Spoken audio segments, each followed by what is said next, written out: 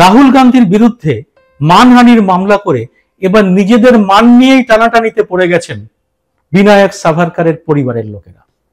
আর তাদের সঙ্গে সমান বিপাকে পড়েছেন বিজেপি এবং আরএসএস এর কর্মী সমর্থকেরা। রাহুলের বিরুদ্ধে পুনের একটি আদালতে মানহানির মামলা করেছিলেন সাভারকরের নাতি সাত্তকী অশোক সাভারকর। কিন্তু রাহুল তো ছাড়ার পাত্র নন, তিনিও বড় চাল দিয়ে দিয়েছেন আদালতে। রাহুল আদালতকে জানিয়েছেন রীতিমতো ঐতিহাসিক প্রমাণ এবং দলিল দস্তাবেজের ভিত্তিতেই তিনি এই মামলা লড়তে চান। আর মামলাটি তিনি সামারি ট্রায়াল মানে তুলনায় হালকা সাজার কেস থেকে নিয়ে যেতে চান সমন ট্রায়ালে। মানে এই সমন ট্রায়ালে হারলে তার জেল হতে পারে জেনেও রাহুল সেই মামলাতেই যেতে চাইছেন। মানে অভিযুক্ত রাহুলই চাইছেন মামলাটিকে হেজিপেজি সিধা সরল না রাখতে। হারলে তিনি সর্বোচ্চ 2 বছরের জেল খাটতেও তৈরি। আর এতেই ঘুম ছুটে গেছে বিজেপি, আরএসএস এবং মামলাকারীদের। তারা বলছেন না না, সমন ট্রায়াল জেল টেলের মতো ওসব জটিল মামলার দরকার নেই, দলিল দস্তাবেজও দেখাতে হবে না। রাহুল হারলে তাকে সামান্য জরিমানা করলেই হবে, মানে সমন ট্রায়ালে যেতে হবে না, সামারি ট্রায়ালই চলুক। কিন্তু কেন এরকম গুটিয়ে গেলেন সাভারকরের পরিবার? কি আছে রাহুলের ওই দলিল দস্তাবেজে? তার বিরুদ্ধে মানহানির মামলায় এই দলিল দস্তাবেজের ভূমিকা কি? আদালতে রাহুলকে কেন ওই ঐতিহাসিক দলিল দস্তাবেজ পেশ করতে দিতে তাদের এত আপত্তি? আর কেনই বা বিজেপি বা আরএসএস চাইছে না ব্রিটিশ আমল নিয়ে এমন ঐতিহাসিক প্রমাণ কেউ হাজির করুক আদালতে? সব সময় যাদের স্লোগান ভারত মাতা কি জয়, তারা ভারত মাতার স্বাধীনতার সময় নিজেরা কি করছিল? তারা কি ভারত মাতার স্বাধীনতা চেয়েছিল? যে ব্রিটিশ ভারত মাতাকে পরাধীন করে রেখেছিল, আরএসএস এর পূর্বপুরুষরা কি তাদের সঙ্গে স্বাধীনতা সংগ্রামে লড়াইয়ে নেমেছিলেন? ঐতিহাসিক দলিল কি বলছে? আর এতে কি উঠে আসছে বিজেপি এবং আরএসএস এর পরম পূজনীয় বিনায়ক সাভারকরের ভূমিকার কথা? 2023 মার্চে লন্ডনের মাটিতে প্রবাসী ভারতীয়দের একটা সমাবেশে রাহুল গান্ধী বলেছিলেন সাভারকর মুসলিম বিদ্বেষী ছিলেন, মুসলমানদের ক্ষতি করে তার এক ধরনের আনন্দ হতো। তার এই বক্তব্যের প্রতিবাদে সাভারকরের পরিবারের লোকেরা রাহুল গান্ধীর বিরুদ্ধে মানহানির মামলা করেন। কিন্তু রাহুল গান্ধীর হাতে তো রয়েছে তথ্য প্রমাণ, তিনি এবার সেই প্রমাণ আদালতে পেশ করতে চাইছেন। আর তাতে বাধা না দিলে কি সর্বনাশ হয়ে যেতে পারে? এবারের এপিসোডে এই বিষয়টি জানাবো, অত্যন্ত সহজ ভাষায় জানাবো ইতিহাসের অনেক চাঞ্চল্যকর তথ্য। ভিডিওটি পুরোটা দেখবেন, কারণ এতে আমি সাভারকর সম্পর্কে অনেক অজানা কথা সামনে আনার চেষ্টা করেছি। আরো আছে, আপনাদের ভালো লাগলে তা অবশ্যই নিয়ে আবার হাজির হব। ভিডিওটি পুরোটা দেখে ভালো লাগলে লাইক দেওয়ার মতো ছোট্ট কাজটি করতে ভুলবেন না, কারণ তাহলেই ইউটিউব ভিডিওটিকে আরো মানুষের সামনে তুলে ধরবে।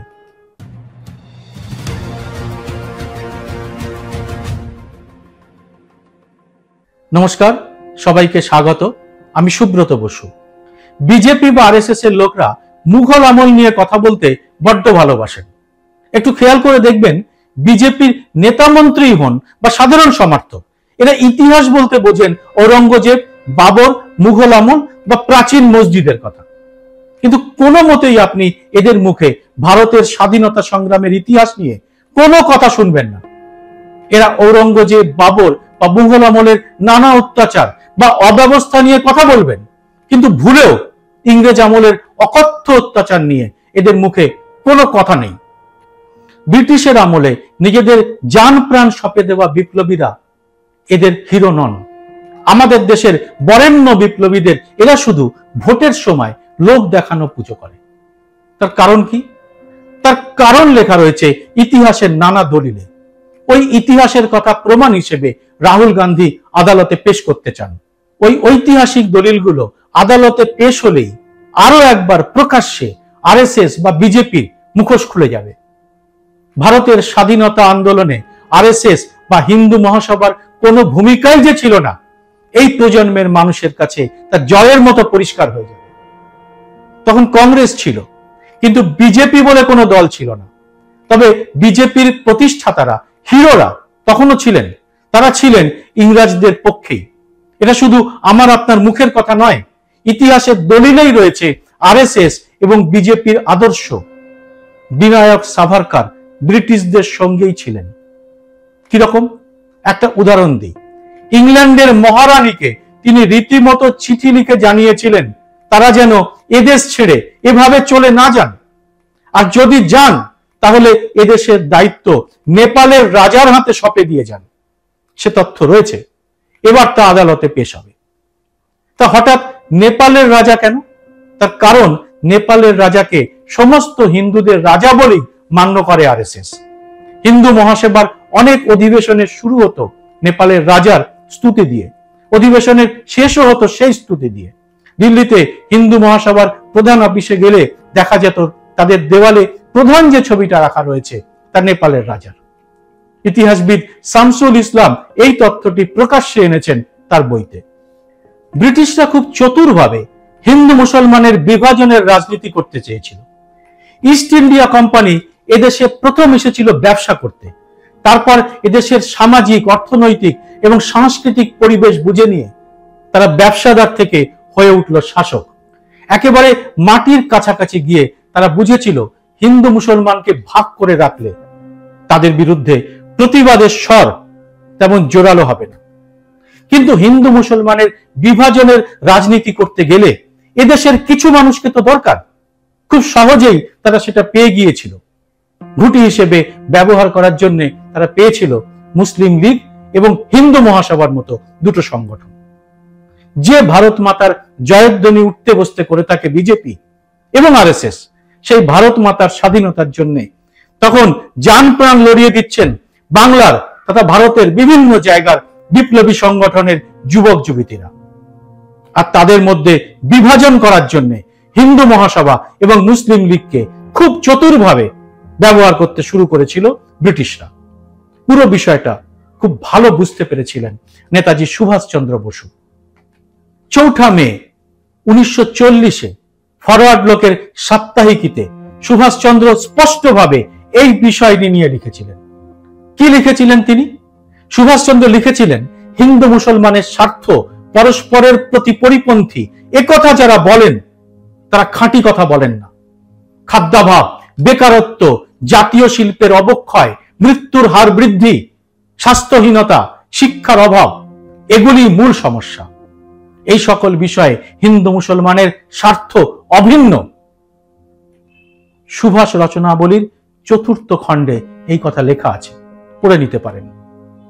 1940 থেকে আজ 2025, 85 বছর হয়ে গেল, অথচ দেখুন আজও নেতাজির এই ভাবনা কতটা প্রাসঙ্গিক। এখনো চলছে হিন্দু মুসলমান বিভাজনের রাজনীতি। এই রাজনীতি করে শাসন ক্ষমতা দখলের খেলা আরো তীব্র হচ্ছে, কিন্তু মূল সমস্যাগুলি নিয়ে ভাবার কোনো সময় নেই কারো। ভোটের সময় কেবল আচ্ছে দিনের স্বপ্ন দেখানো হয়, তারপর শুধুই হিন্দু মুসলমান আর মোগল আমল। মূল প্রসঙ্গ আসলে এই সমস্যা নিয়েই তৈরি হয়েছিল, আর সেই জন্যই নেতাজিকে পেছন থেকে দুর্বল করার চেষ্টাও করেছেন সাভারকার। দলিল দস্তাবেজে তাও আছে। ভারতের স্বাধীনতা আন্দোলনই হোক বা এখনকার রাজনীতি, সাধারণ মানুষের দৃষ্টি ঘোরানোর জন্য সব সময় চলে হিন্দু মুসলমানের বিভাজনের রাজনীতি। 2023-এর মার্চে রাহুল গান্ধী তার বক্তৃতায় বলেছিলেন, সাভারকার মুসলিম বিদ্বেষী ছিলেন, মুসলিমদের ক্ষতি করে তার এক ধরনের আনন্দ হতো। রাহুলের এই কথাটি বুকে বিঁধেছে সাভারকারের উত্তরাধিকারীদের। রাহুলের বিরুদ্ধে তারা মানহানির মামলা করে বসলেন। কিন্তু রাহুল তো মুখ ফসকে একথা বলেননি। সাভারকারের জীবনীতেই তার প্রমাণ রয়েছে। এই জীবনী আবার সাভারকার বিরোধী বা আরএসএস বিরোধী কারো লেখা নয়। আরএসএস বিজেপি পন্থীরা এই জীবনীকেই প্রামাণ্য বলে মনে করেন। এই বইটির নাম বীর সাভারকার, লেখকের নাম ধনঞ্জয় কীর। ধনঞ্জয় কীর বলেছেন, সাভারকারের পরিবার থেকে যে সমস্ত দলিল দস্তাবেজ তাকে দেওয়া হয়েছিল তার উপর ভিত্তি করেই তিনি এই জীবনী লিখেছেন। এখানেই রয়েছে সাভারকারের বাল্যকালের একটি বীরত্বের কথা। হ্যাঁ, বিরাট বীরত্বই বলতে পারেন। জীবনীকার তো সেইভাবেই বিষয়টা সামনে রেখেছেন। গ্রন্থের 4 নম্বর পাতায় এই ঘটনাটি রয়েছে। ঘটনাটি কি? মাত্র 10-11 বছর বয়সে সাভারকার আরো জনাকুড়ি ছেলেকে জুটিয়ে স্থানীয় একটি মসজিদের জালনা, দরজা ইত্যাদি ভাঙচুর করেছিলেন, ইট পাটকেল ছুঁড়েছিলেন। জীবনীকার লিখেছেন, এই ঘটনাতেই ভবিষ্যতের সাভারকারের একটা ছবি পাওয়া যায়। ভাবুন, গোটা দেশ যখন উত্তাল ব্রিটিশদের বিরুদ্ধে, কিশোর ক্ষুদিরাম বসু বন্দে মাতরম বলে ফাঁসির মঞ্চে চড়েছেন, তখন সাভারকার দলবল জুটিয়ে মসজিদে হামলা করছেন। এটাই নাকি তার বীরত্ব। আর বড় হয়ে তিনি আন্দামান জেল থেকে মুক্তির জন্য ব্রিটিশদের কাছে 5-5টা মুচলেখা দিচ্ছেন। সেই মুচলেখায় তিনি লিখেছেন, জীবনে তিনি আর রাজনীতি করবেন না। আন্দামানের জেলে সেখানে বন্দী থাকা স্বাধীনতা সংগ্রামী আমাদের পূর্বপুরুষদের নামের তালিকাটিতে একবার চোখ বুলিয়ে নিতে পারেন। ভারতের স্বাধীনতা সংগ্রামে মুসলমান শিখদের ভূমিকার কথা ভোলা যাবে কি?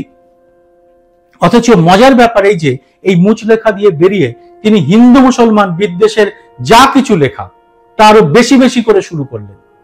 ব্রিটিশরা তাকে বলেছিল রাজনীতি করা যাবে না, কিন্তু সাভারকারের এই হিন্দু মুসলিম বিভাজনের নীতি ব্রিটিশরা কিন্তু লুফে নিল।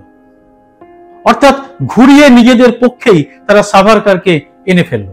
ব্রিটিশদের বিভাজনের নীতি যেন সার জল যোগাতে আসরে নেমেছিল সেই সময় হিন্দু মহাসভা এবং মুসলিম লীগ। একদিকে জিন্নারা, অন্যদিকে সাভারকার, মাধব, গোলওয়ালকাররা। এখানে বলেনি 1920-র দশকে ইতালি জার্মানির ফ্যাসিবাদে উদ্বুদ্ধ হয়েই এদেশে একটা আধা সামরিক গোছের সংগঠন হিসেবে আরএসএস আত্মপ্রকাশ করেছিল 1925-এর বিজয়া দশমীর দিন। সাভারকারের নিজের লেখার মধ্যেই রয়েছে ইতালির ফ্যাসিবাদী এক নায়ক মুসোলিনির স্ত্রীকে তিনি আদর্শ বলে মনে করতেন। কারণ কি? কারণ আর কিছুই নয়, মুসোলিনির স্ত্রী মনে করতেন নারীদের কাজ সন্তানের জন্ম দেওয়া। আমাদের চূড়ান্ত মনুবাদী হিন্দুত্ববাদী এই দলটিও ঠিক তাই মনে করে। শুধু নারী নন, উচ্চবর্ণ নামক এক শ্রেণীর মানুষের তৈরি করা তথাকথিত নিম্নবর্ণ বা শূদ্রদেরও তারা কোনোভাবেই সমকক্ষ বলে মনে করেন না। তবে ভোটের সময় অবশ্য নিম্নবর্ণের প্রতি তাদের ছদ্মপ্রেম দেখে অবাক হতে হয়।